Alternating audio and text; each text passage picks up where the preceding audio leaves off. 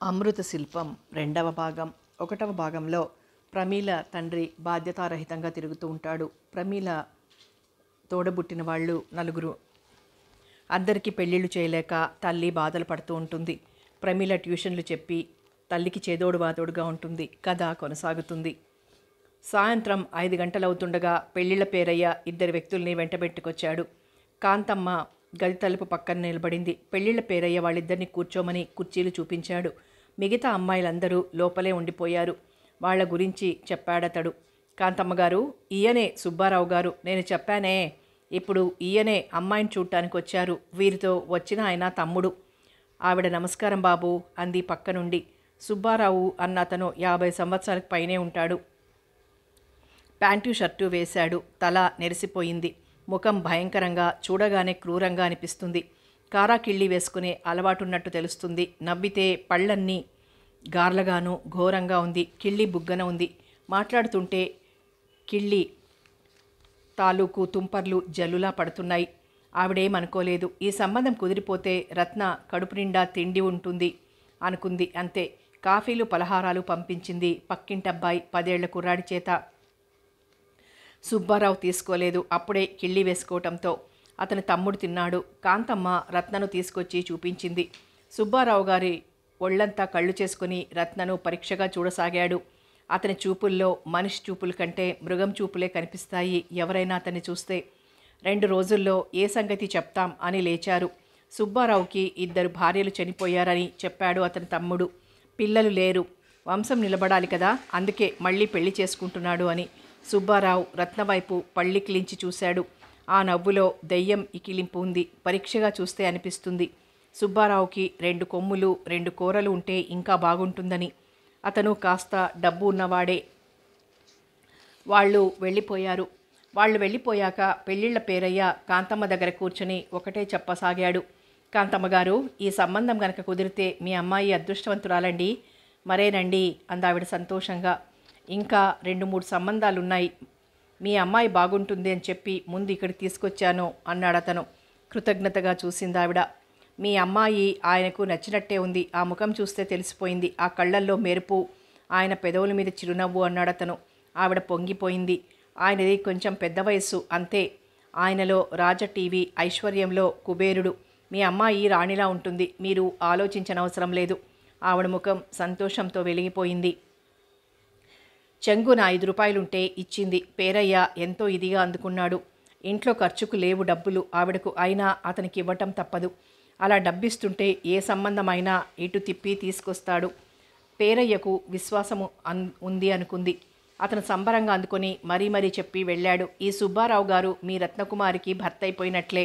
ఇక నువ్వు ఏం బెంగ పెట్టుకోకమ్మా, ఈ పెళ్లి జరిపించే పూచి నాది అన్నాడు నమ్మకంగా చెప్తూ.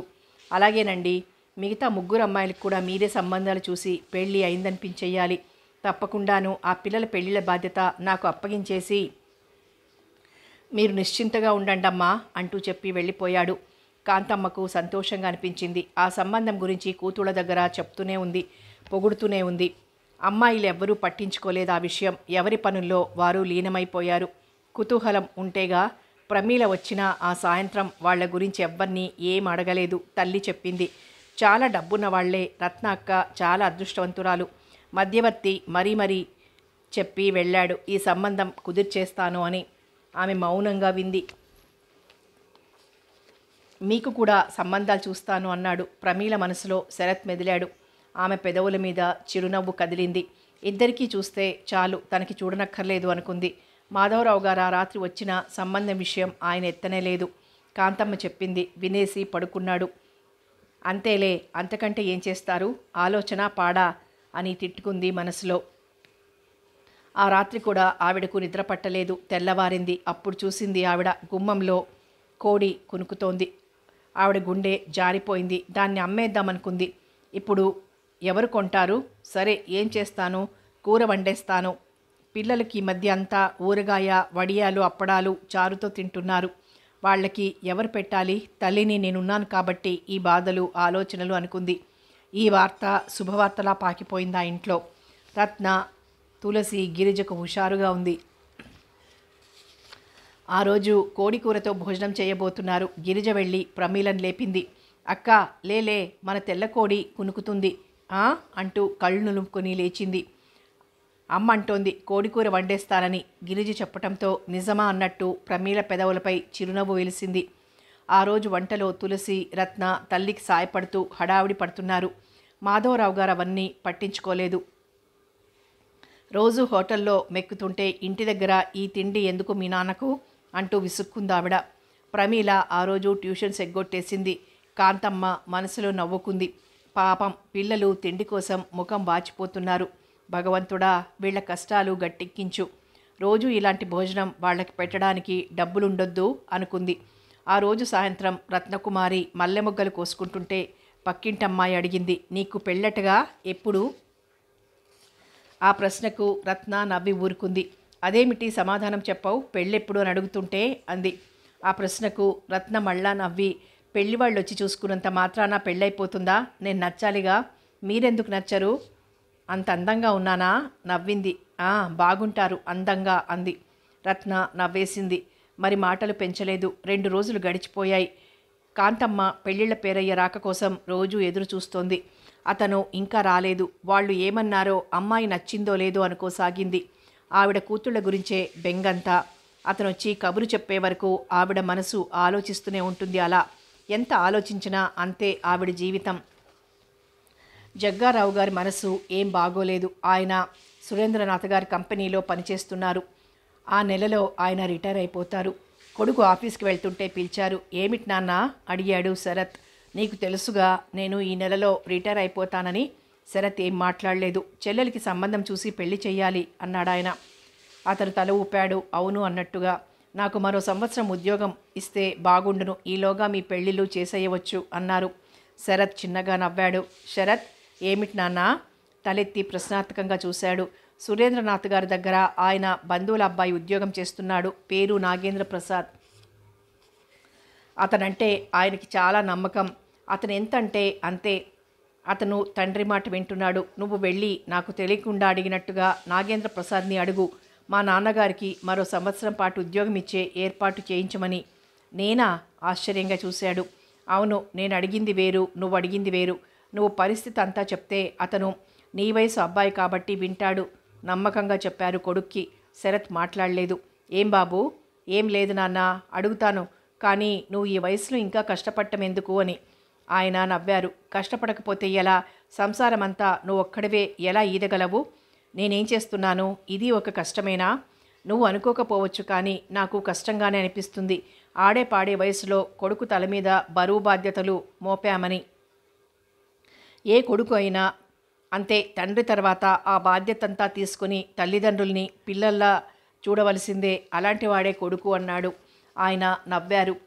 నాకు తెలుసురా నీ మనసు ఎలాంటిదో, అందుకు నేను పొంగిపోతున్నాను అన్నారు. శరత్ మాట్లాడలేదు. ఈ ఒక్క సంవత్సరం అని అడుగు, తర్వాత నీ ఇష్టప్రకారమే చేస్తాను. సరే నాన్న, ప్రయత్నిస్తాను. మన సీత పెళ్ళి కూడా తొందరగా చేసేయాలి. సీత పెళ్ళి నీ పెళ్ళి కూడా చేసేస్తే మీ అమ్మకు నాకు మనసు స్థిమితంగా ఉంటుంది. నా పెళ్ళికి తొందర ఏమిటి నాన్న? ముందు సీత పెళ్ళి అవనివ్వండి అన్నాడు మెల్లగా. అదేమిటి బాబు అలా అంటావు? ఏ వయసులో ముచ్చట ఆ వయసులో తీరాలి అంది తల్లి అక్కడికొచ్చి. అతను మాట్లాడలేదు. కొడుకు మాట్లాడకపోవటం చూసి భార్యాభర్తలిద్దరూ ముఖాముఖాలు చూసుకున్నారు. మనసులో ఏదో ఉంది, ఆ మాట పైకి చెప్పలేకపోతున్నాడు అని. పైకి మాత్రం ఏమనకుండా మౌనం వహించారు. శరత్ అప్పుడే ప్రమీల గురించి చెప్పాలనుకున్నాడు, కానీ అది సమయం కాదని ఊరుకున్నాడు. చెల్లెలి పెళ్ళి అనుకుని సంబంధం నిశ్చయమైతే అప్పుడు తన మనసులో మాట చెప్పొచ్చు అనుకున్నాడు. అందుకే తల్లిదండ్రులకి అప్పుడే ఏం చెప్పలేదు. నాగేంద్ర ప్రసాద్ని కలుసుకుంటానని చెప్పాడు తండ్రికి. సురేంద్రనాథ్ గారు కోటీశ్వర్లు. ఆయనది జమీందారీ వంశం. జమీందారులు అని పిలిపించుకోకపోయినా ఆయన్ని అందరూ జమీందారులాగే చూస్తారు. ఆయన ఆ రోజు 1000 రూపాయలు ఖర్చు చేస్తే వెంటనే 1,00,000 రూపాయలు వచ్చేస్తాయి. అంత అదృష్టవంతులు ఆయన. నాగేంద్ర ప్రసాద్ ఆయన దగ్గర వాళ్ళ అబ్బాయి. నాగేంద్ర అంటే ఆయనకు చాలా నమ్మకం. అతను ఎంత చెప్తే అంత. 2,000 రూపాయలు జీతం ఇస్తాడు. అతనికి ఇంకా పెళ్లి కాలేదు. అతనికి తల్లిదండ్రులు లేరు. 2 అన్నలు, 1 అక్క ఉన్నారు. ఆ ఊళ్ళో అతనికి ఎవరూ లేరు. అందుకే నాగేంద్ర సురేంద్రనాథ్ గారి ఇంట్లోనే ఉంటున్నాడు. సురేంద్రనాథ్ గారు ఏ ఊరు వెళ్ళినా బిజినెస్ పనులు, ఇల్లు అప్పగించి వెళ్తారు. సురేంద్రనాథ్ గారి వయస్సు 60 సంవత్సరాలకు 1-2 సంవత్సరాల పైనే ఉంటాయి కానీ తగ్గి ఉండవు. ఆయన తెల్లగా పొడవుగా చాలా అందంగా ఉంటారు. తల వెనుక వైపంతా నెరిసిపోయింది. ఎదర బట్టతల. ఆయన సూట్లో చాలా హుందాగా ఉంటారు. మనిషిలో దయ ధర్మం ఉంది. జాలి మనసు. ఎవరికి ఏ కష్టం వచ్చినా తట్టుకోలేరు. అందరినీ ఎంతో ఇదిగా ఆదరిస్తారు. ఆయనకు చేతనైన సాయం చేస్తారు అందరికీ.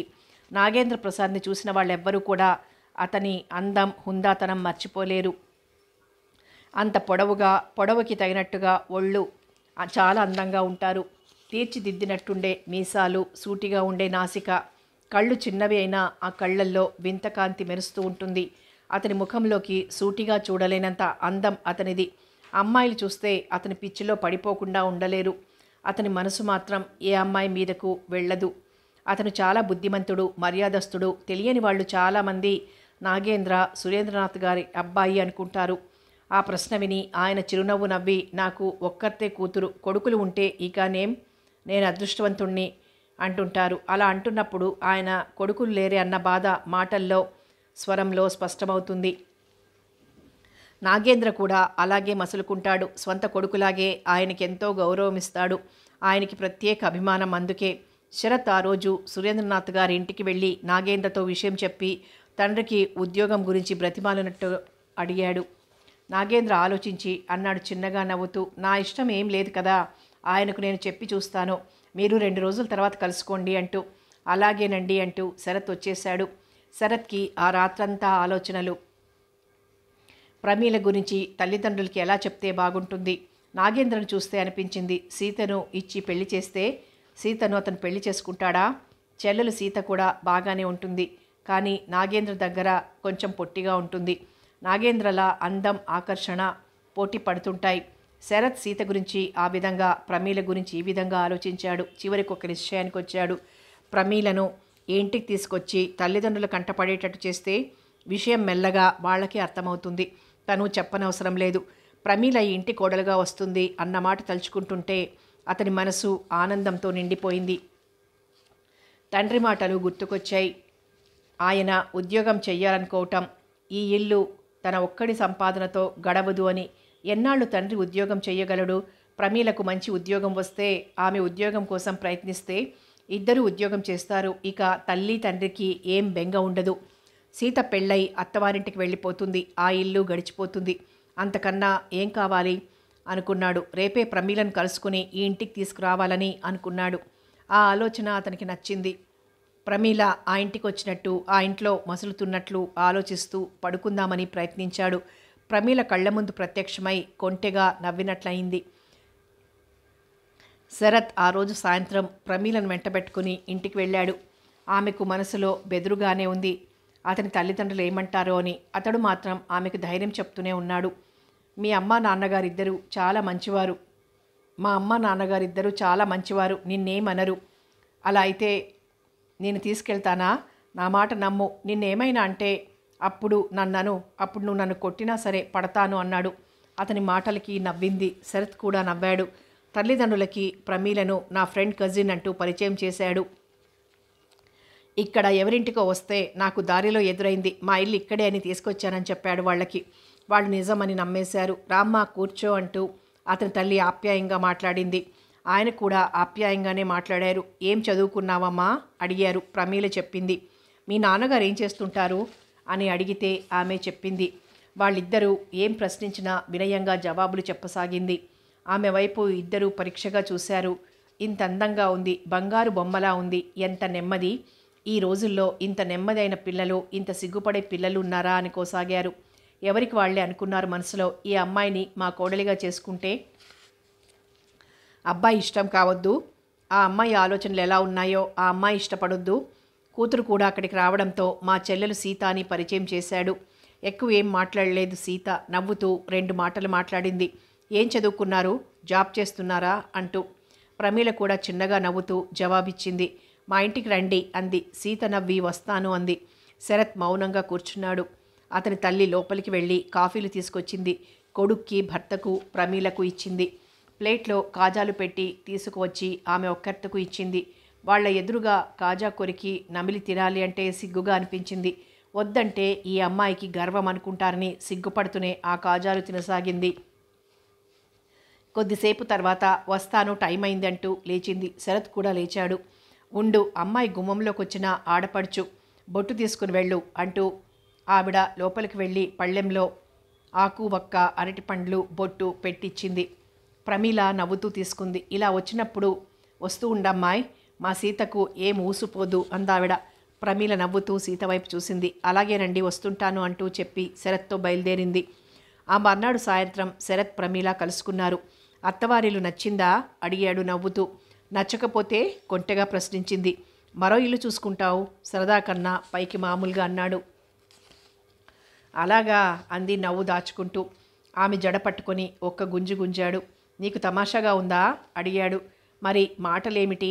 ఏదో మామూలుగా అడిగాను తప్ప, ఏదో మామూలుగా జవాబిచ్చాను తప్ప నవ్వుతూ అంది. ఆహా అన్నాడు. ప్రమీల గట్టిగా నవ్వేసింది. అతను నవ్వేస్తూ, ఆడవాళ్ళు చాలా గడుసువాళ్ళు, వాళ్లతో ఎవ్వరూ మాట్లాడలేరు. ఆహా, చాలా బాగా చెప్పారు అన్నది వెటకారంగా. మరి కాదా? నిజం చెప్పాలంటే ఆడవాళ్ళు అమాయకులు అంది ప్రమీల. ఏం కాదు, ఆడవాళ్ళు చాలా గయ్యాళులు. పాపం ఆడవాళ్ళ గురించి ఏం తెలుసట అడిగింది నిలదీసినట్టు. ఏం తెలుసేమిటి, ఎదురుగా నువ్వుంటేనో. అంటే నేనంత గయ్యాళిగా కనిపిస్తున్నానా? ఉక్రోషంగా అడిగింది. శాంతించు దేవి, శాంతించు అన్నాడు ఆమె చేతిని చేతిలోకి తీసుకుంటూ. నవ్వింది. మనం కలుసుకున్న కొద్ది టైంలో ఈ పోట్లాట పెట్టుకుంటే ఇక మనం మన పెళ్లి గురించి ఏం మాట్లాడుకుంటాం అన్నాడు అతను నవ్వుతూ. పోట్లాట పెట్టుకున్నది మీరా నేనా అంది చిరుకోపంతో.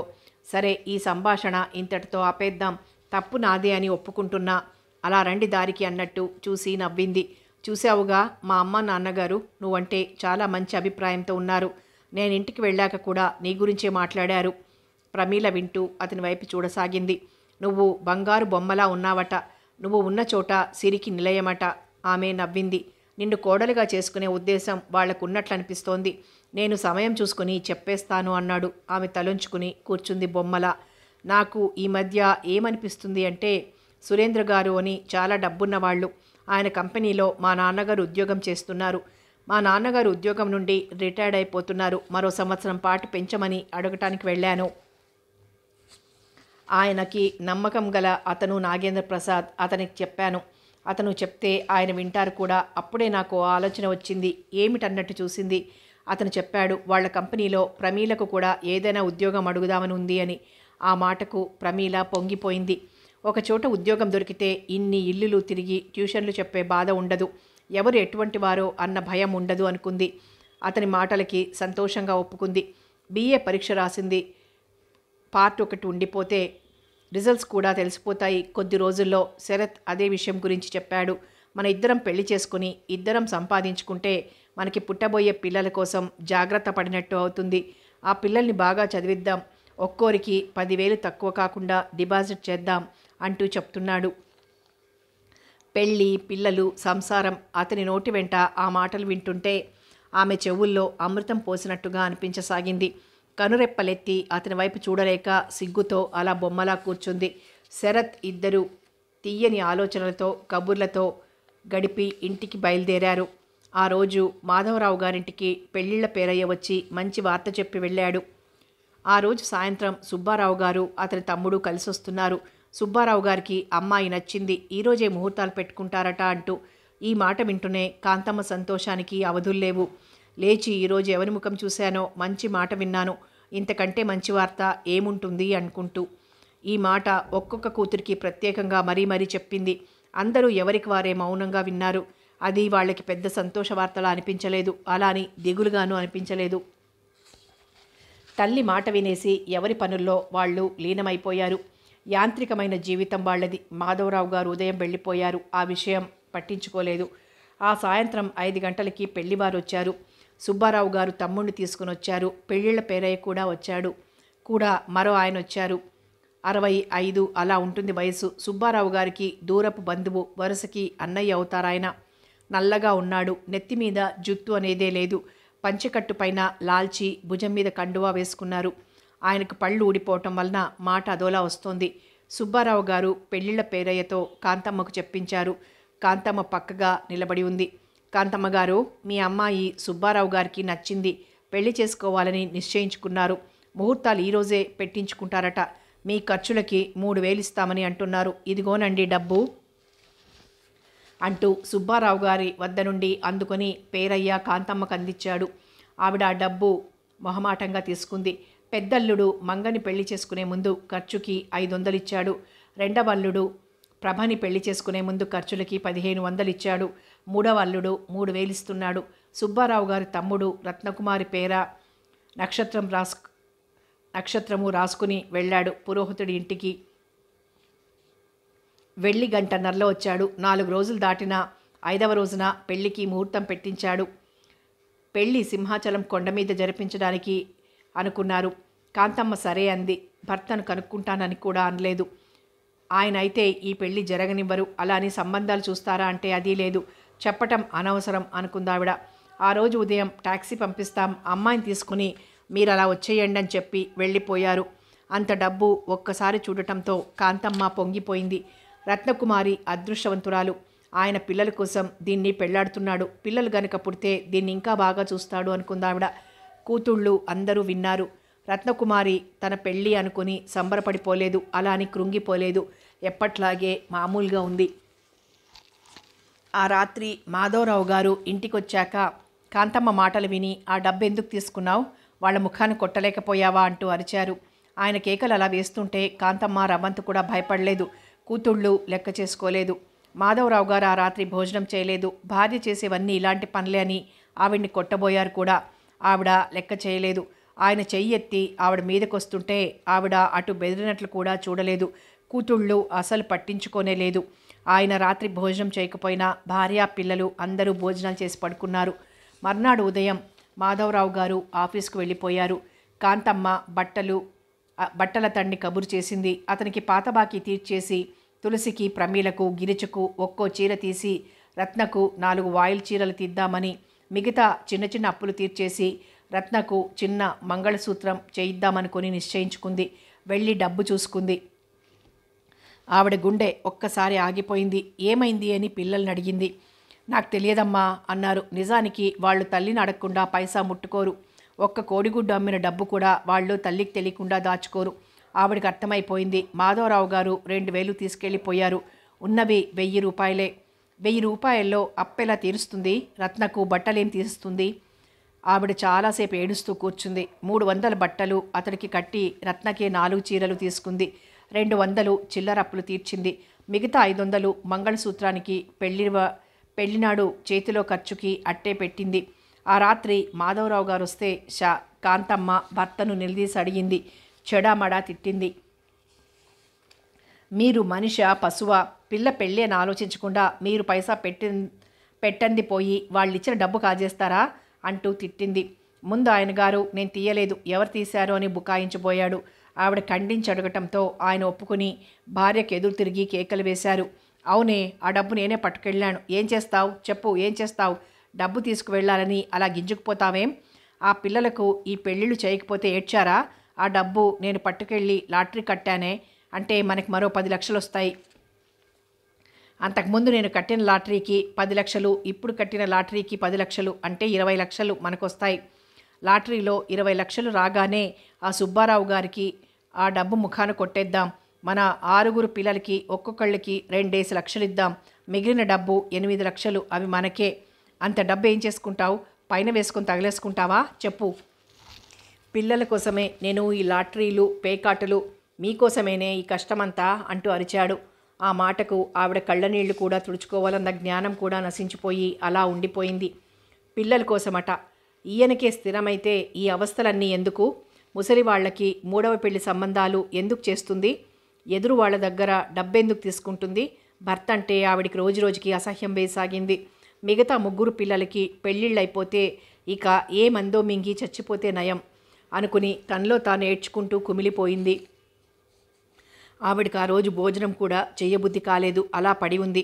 ఈ సంసారం ఈదటం మహా కష్టంగా ఉంది. ఈ పిల్లలు కాబట్టి అన్ని కోరికలు చంపుకుని అలా పడి ఉన్నారు అనుకుని బాధపడసాగింది. ఆ రోజు సాయంత్రం ప్రమీల శరత్ని కలుసుకుంది. అతనికి రత్న పెళ్లి గురించి చెప్పింది. అయితే ఈ పెళ్లి హడావిడిలో నేను గుర్తుండను అనుకుంటాను అన్నాడు. పెళ్ళి హడావిడా అంది ఆశ్చర్యంగా. కాదా, మీ అక్కయ్య పెళ్ళి. అవును, మీ బావగారు ఏం చేస్తున్నారు? మా బావగారా అంటూ అదోలా నవ్వి తిని కూర్చోవటమే అంది. అదే, ఇంకా ఉద్యోగం దొరకలేదా అడిగాడు ఆశ్చర్యంగా. ఉద్యోగం దొరకటం, రిటైర్డ్ అయిపోవటం కూడా అయిపోయింది. మా బావగారి వయసు ఎంతో తెలుసా? ఎంత అన్నట్టు చూశాడు. 50 సంవత్సరాల పైనుంటాయి ఆయనకు. ఆయనకి ఇది 3వ పెళ్ళి. ఒక్క క్షణం మాట్లాడలేకపోయాడు. ఆమె నవ్వింది. ఆ నవ్వులో జీవం లేదు. అదేమిటి ప్రమీల, ఈ పెళ్ళికి మీ అక్కయ్య ఒప్పుకుందా? ఒప్పుకోకేం చేస్తుంది? ఈ సంబంధం వద్దు అని ఎన్నాళ్ళు ఇంట్లో కూర్చుంటుంది? మా నాన్న చూస్తే అలా అంటూ వివరంగా పరిస్థితులన్నీ చెప్పింది. అతనికి చూచాయగా తెలుసు గాని మరీ ఇలా అని తెలీదు. ప్రమీల వాళ్ల కుటుంబంలో ఇంత అన్యాయంగా ఉందని తెలీదు. ఈ పెళ్లి చేయటం చాలా అన్యాయం అన్నాడు బాధపడుతూ. నిజమే, కానీ ఈ పెళ్లి చేయటం వలన సంసార జీవితంలో సుఖం లేకపోయినా మా అక్కయ్య కడుపు నిండా తిండైనా తింటుందని మా అమ్మ ఆశ. ఎంత అమాయకులు మీరు! ఆమె కడుపు నిండా తిండి తింటుందని కాటికి కాళ్ళు చాచుకుని ఉన్నవాడికి ఇచ్చి పెళ్లి చేస్తారా? మీ అక్కయ్యలందరూ బాగానే ఉంటారనుకుంటాను. ఎవరైనా పెళ్లి చేసుకోవడానికి ముందుకొస్తారు అన్నాడు. ఎలా వస్తారు? అందరూ మీలాగే ఉంటారా? మీరు కాబట్టి మా వాళ్ళు ఏ కట్న కానుకలు ఇవ్వలేరని చెప్పినా డబ్బుకు ఆశించకుండా నన్ను చేసుకోవడానికి మనస్ఫూర్తిగా అంగీకరించారు. అందరూ మీలా ఉంటారని నమ్మకమేమిటి? ప్రేమ ప్రేమ అంటూ వెంటబడి వాళ్ళ ఆకర్షణలో పడేసుకుని ఎవరిదారినా వాళ్ళు పోతారు. అప్పుడు ఏడ్చేది స్త్రీయేగా. ప్రమీల, అవునండి, నేనేదో చదువుకుని ఇలా గుమ్మం దాటి రాగలిగానో, మీతో పరిచయం కలిగి పెళ్లిదాకా దారితీసింది. వాళ్ళు పాపం ఏం చదువుకోలేదు. కాలేజీలు, నలుగురు ఫ్రెండ్స్ అంటే ఏమిటో తెలియని వాళ్ళు. వాళ్ళకి మళ్ళీ ప్రపంచం, వాళ్ళకి ఇల్లే ప్రపంచం. అందుకే వాళ్ళ జీవితం అలా తయారైంది అంది బాధగా. ఈ పెళ్ళి ఆపించలేకపోయావా? లాభం లేదండి. ఈ పెళ్లి జరిపించడం అంత సులభం కాదు. మా అమ్మ ఈ సంబంధం మా అక్కయ్యకు కుదరాలని 1000 దేవుళ్ళకి మొక్కుకుంది. నేను ఎదురు తిరిగి ఈ సంబంధం తప్పిస్తే మా అమ్మ చేత చివాట్లు తప్పవు. పైగా మా అక్కకు మరో విధంగా అన్యాయం చేసినట్టు అవుతుంది. ఎలా? నా దగ్గర మా అక్కకి ఈ పెళ్లి తప్పించి మరో సంబంధం కుదిర్చి పెళ్లి జరిపించేటంత డబ్బు లేదు. ఈ పెళ్లి ఆపినా ఈ జన్మలో అక్కయ్య పెళ్లి నేను చెయ్యలేను అంది. అతను మాట్లాడలేదు. కొద్ది క్షణాల వరకు ఎవ్వరూ మాట్లాడుకోలేదు. ఎవరి ఆలోచనలో వారలా ఉండిపోయారు. ఇద్దరికీ బాధ అనిపించింది. ప్రమీలకు పెద్దక్క పెళ్ళి చిన్నక్క పెళ్ళి అయినప్పుడు అంత బాధ అనిపించలేదు. శరత్తో పరిచయం అయ్యాక వాళ్ళు తనలా అందంగా ఉన్నవాడిని పెళ్లి చేసుకుంటే అన్న ఆలోచన వచ్చింది. ఆలోచనలైతే వస్తాయి కానీ ఆచరణలో పెట్టేదేలా? అందుకే బాధను గుండెల్లోనే దాచుకునేది. ఆ మర్నాడు శరత్ ప్రమీల సాయంత్రం కలుసుకున్నారు. 3 రోజులే ఉంది రత్న పెళ్ళి. శరత్ 300 జేబులో నుండి తీసి ప్రమీల చేతిలో పెట్టాడు. ఏమిటిది అడిగింది ఆశ్చర్యంగా. మీ అక్క పెళ్ళికి చీర కొనుక్కో అన్నాడు నవ్వుతూ. ఆమె ముఖం ఒక్కసారి గంభీరంగా మారిపోయింది. శరత్ గారు, ముందు డబ్బు తీసుకోండి అంది ఆమె డబ్బు అతని చేతిలో పెట్టేస్తూ. అదేమిటి ప్రమీల? తెల్లబోయినట్టుగా అడిగాడు. మీ డబ్బుకి ఆశపడేదాన్ని కాదు ప్రమీల. నా డబ్బు నీ డబ్బు వేరువేరా? నేను నీకేమీ కానా? మనిద్దరం తొందరలో పెళ్లి చేసుకోబోతున్నాం. మనం భార్యాభర్తలం అన్నాడు. అవ్వచ్చు. ఇప్పుడు మనకింకా పెళ్లి కాలేదు. నా మెడలో మీరు 3 ముళ్ళు వెయ్యలేదు. నా మెడలో 3 ముళ్ళు వేసిన రోజున మీరు నాకు భర్త అవుతారు. అంతవరకు మీరు నేను ఎంత అనుకున్నా దూరం దూరమే. ఇప్పుడు మీరు ఇచ్చిన డబ్బు తీసుకోమంటారో వద్దంటారో చెప్పండి. డబ్బు తీసుకోవటంలో నా మనసు, నా వ్యక్తిత్వం, నా ఆత్మాభిమానం దెబ్బతింటుంది. మన ప్రేమకు బీటలు వేస్తుంది. కేవలం డబ్బు కోసమే నేను మిమ్మల్ని ప్రేమిస్తున్నాను అనే భావం వస్తుంది. అలా ఎందుకు అనుకోవాలి ప్రమీల? అనుకోక తప్పదు శరత్ గారు. నేను కోరుకునేది భర్త అనురాగం. అనురాగంతో ఇచ్చిన మల్లెపూలు నేను కోరేది. మీకు భార్యగా, 4 పిల్లల తల్లిగా ఇల్లు దిద్దుకునే గృహిణి జీవితం. అంతేగాని నేను కోరుకునేది ధనరాశులు కావు అంది ఆవేశంగా. అలా అంటుంటే ఆమె కళ్ళల్లో నీళ్లు తిరిగాయి. ఆమె అభిమానవంతురాలని గ్రహించుకోవడానికి అతనికి క్షణం సేపు పట్టలేదు. అతని ఉద్దేశం వేరు. వాళ్ళ ఇంట్లో పరిస్థితి అలా ఉంది. పెళ్లికి మంచి చీర కొనుక్కొని సరదాగా తిరుగుతుందని. అన్నానికి పేదవాళ్ళు కానీ అభిమానానికి పేదవాళ్ళు కాదు అనుకున్నాడు మనసులో. ఆమె చేతిని చేతుల్లోకి తీసుకుని పెదవులు కానించుకున్నాడు. నువ్వు నా భార్యవు. అటు సూర్యుడు ఇటు ఉదయించిన ప్రపంచం తలక్రిందులైనా నిన్ను మాత్రం వదులుకోను. నువ్వు నా ప్రాణానివి అంటూ దగ్గరకు తీసుకున్నాడు. అతని గుండెలపై తృప్తిగా తలాంచుకుంది. కొద్దిసేపు తర్వాత ఇద్దరూ బయలుదేరారు. దారిలో నాగేంద్ర ప్రసాద్ కనిపించి శరత్ని విష్ చేశాడు. శరత్ని చూస్తూ మోటార్ బైక్ ఆపాడు.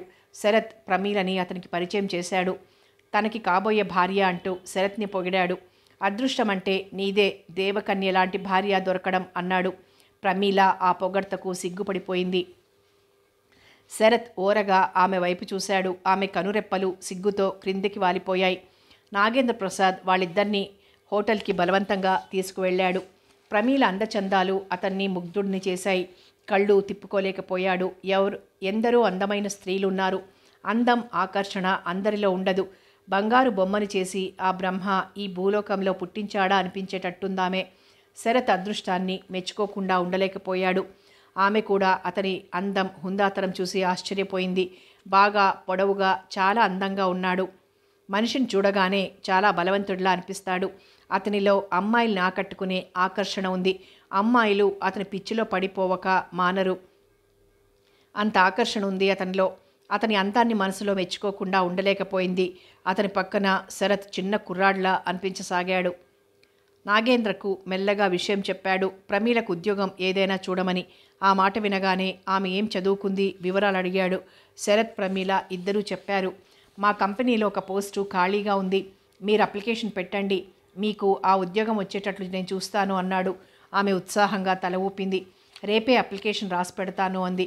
నాగేంద్ర అన్నాడు, మీకు ఆ ఉద్యోగం వచ్చేసినట్లే నేను సురేంద్ర గారితో మాట్లాడతాను అంటూ నవ్వాడు. శరత్కి సంతోషంగా అనిపించింది. వాళ్ల ముగ్గురి మధ్య స్నేహం బలపడినట్లయింది. శరత్ ప్రమీల ఆటోలో వెళ్ళిపోయారు. నాగేంద్ర మోటార్ బైక్ స్టార్ట్ చేశాడు. అతని ఆలోచనలన్నీ ప్రమీల మీదే ఉన్నాయి. ఆ రోజు పెళ్లిళ్ల పేరయ్య కాంతమ్మ ఇంటికి మరో శుభవార్త మోసుకొచ్చాడు. సుబ్బారావు గారితో వచ్చిన ఆయన దూరపు బంధువు, అన్నయ్య వరుస అవుతాడు. ఆయన పేరు వెంకట్రామయ్య గారు. ఆయనకి 2 కొడుకులు ఉన్నారు. ఇద్దరికి పెళ్లిళ్ళైపోయాయి. కోడళ్ళు భర్తల్ని అస్సలు ఇటువైపుకి రానివ్వరు. కొడుకులు అనే ఆశ ఆయన వదులుకున్నారు. వెంకట్రామయ్య గారి భార్య మంచం మీద ఉంది. ఈరోజో రేపో అన్నట్టుంది. ఆయనకు ఆస్తి 5 ఎకరాల భూమి, ఇల్లు అంతే. భార్య చనిపోతే ఆయన ఒక్కరే అయిపోతారు. రేపు ఆయన మంచాన పడితే ఎవరు చూస్తారు? అందుకే పెళ్లి చేసుకోవాలనుకుంటున్నారు. మీ అమ్మాయిని తులసినిస్తావా అమ్మా అడిగాడు పేరయ్య. కాంతమ్మ ఏం ఆలోచించలేదు. అలాగేనండి, మా తులసినిచ్చి పెళ్లి చేస్తానని మాటిచ్చేసింది. సుబ్బారావు రత్నకుమారుల పెళ్లి రోజునే వెంకట్రామయ్య గారు తులసిల పెళ్లికి ముహూర్తం పెట్టించారు. వెంకట్రామయ్య గారు పెళ్లి ఖర్చులకి 2,000 కాంతమ్మకు పంపించారు. తల్లి ఆ సంబంధం కుదిర్చింది అని తులసి ఏమనలేదు. ఎప్పట్లాగే మౌనంగా ఉంది. తులసి కోసం 4 చీరలు తీసింది కాంతమ్మ. మంగళసూత్రం చేయించింది. పెళ్లి రోజు ఉదయం మాధవరావు గారు, కాంతమ్మ, రత్నకుమారి, తులసి బయలుదేరడానికి సిద్ధమయ్యారు. టాక్సీ రావడంతో 4 బయలుదేరారు.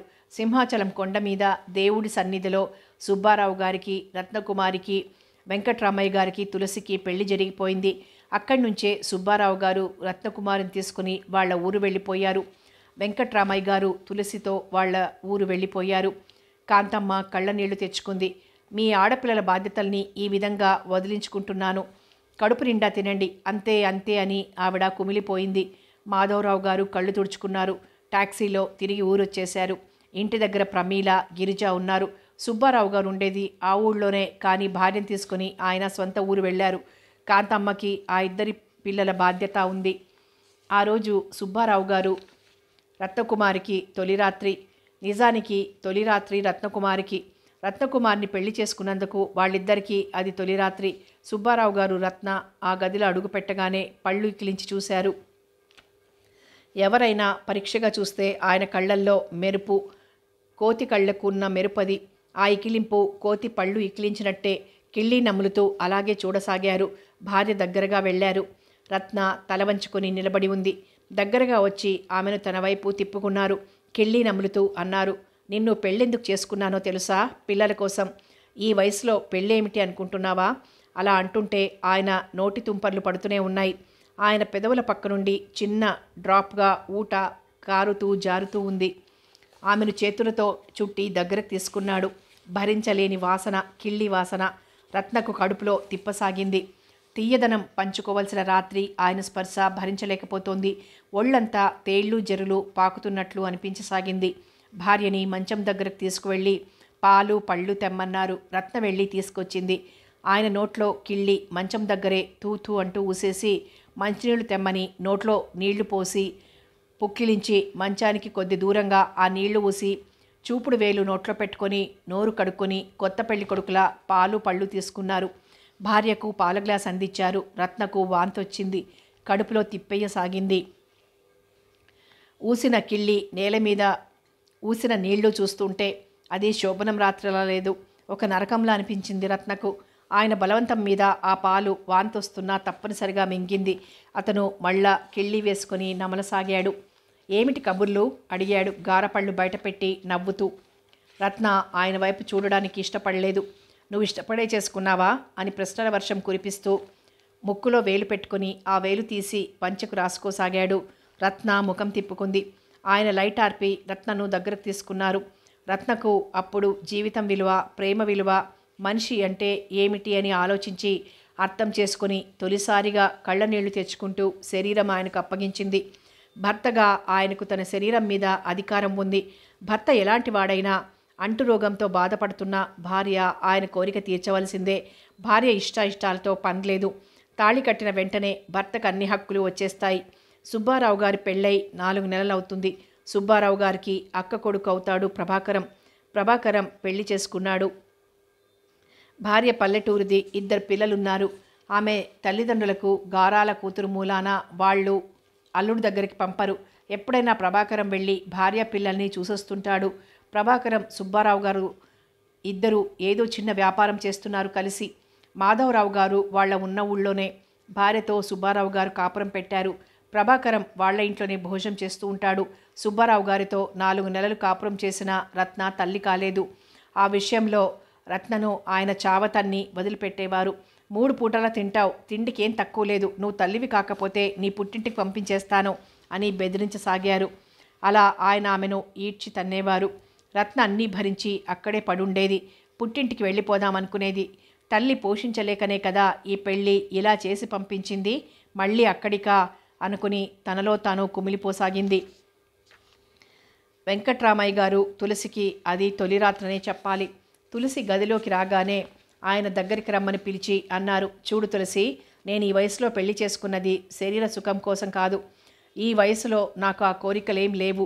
నా భార్య ఈరోజో రేపో చచ్చిపోతుంది, నన్నెవరు చూస్తారు అని నిన్ను పెళ్లి చేసుకున్నాను అంటూ ఆగి, నువ్వు వయసులో ఉన్నావు, నీ కోరికలు నీకు ఉంటాయి, అందుకే నీ ఇష్టం వచ్చినట్టు ఉండు. అది రహస్యంగా నువ్వు ఎవరితో సంబంధం పెట్టుకున్నా నాకు అనవసరం, నేను పట్టించుకోను. నాకు ఉన్న ఈ ఇల్లు 5 ఎకరాల భూమి నా తదనంతరం నీ పేర రాసేస్తాను. నేను పోయాక అవి నువ్వు తీసుకుని ఎక్కడికి వెళ్ళిపోతావో, ఎవరిని పెళ్లి చేసుకుంటావో నీ ఇష్టం. నేను బ్రతికి ఉన్నంత వరకు మాత్రం నా భార్యగా నన్ను చూస్తూ ఈ ఇంటిని దిద్దుకోవాలి, తెలిసిందా అన్నారు. తులసి వింటూ ఉండిపోయింది. కాసేపటికి ఆయన గుర్రు పెట్టి నిద్రపోయారు. కింద పక్క వేసుకొని తులసి పడుకుంది. తులసి ఆ ఇంట్లో ఏ లోటు లేకుండా ఉంటోంది. అంటే పుట్టింట్లో ఉన్నట్లుగా కంటే బాగా. వెంకట్రామయ్య గారి భార్య ఆయన పెళ్ళైన 2 నెలల్లో పోయింది. అంతవరకు తులసే ఆవిడకి అన్నీ చేసింది. భర్తకి ఏం కావాలో చూస్తూ ఇల్లు దిద్దుకోసాగింది. రోజులు అలాగే గడుస్తున్నాయి. 3వ భాగంలో మళ్ళీ కలుసుకుందాం.